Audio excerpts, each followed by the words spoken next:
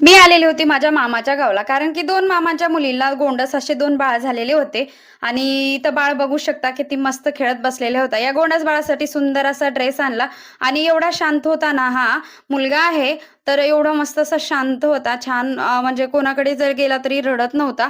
आणि संध्याकाळच्या वेळेला मामीने असं छान स्वयंपाक केला, जेवण करून घेतलं. दुसऱ्या दिवशी सकाळी जाण्याची वेळ आली आणि रियांश मात्र रुसून बसलेला होता कारण की त्याला अजून एक दिवस राहायचं होतं. आणि रियांसारखं माझी आजी पण रुसून बसलेली होती कारण की तिला आज मला पाठवायचं नव्हतं. ती म्हणत होती अजून 2 दिवस राहिली असती तर बरं झालं असतं.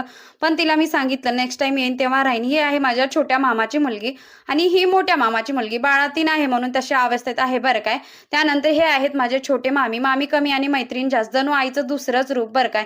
खूप जीव लावतात. त्यामुळे मला इथे यायला खूप आवडतं मामाच्या गावाला. बरेच जणांना मामाच्या गावाला जायला आवडत नाही. ही आहे माझ्या मधव्या मामाची मुलीची मुलगी. ही पण खूपच भारी होती बरं काय. 2 बाळ पण खूपच भारी आणि गोंडस होते आणि खरंच मामाच्या गावाला आल्यावर मला बरं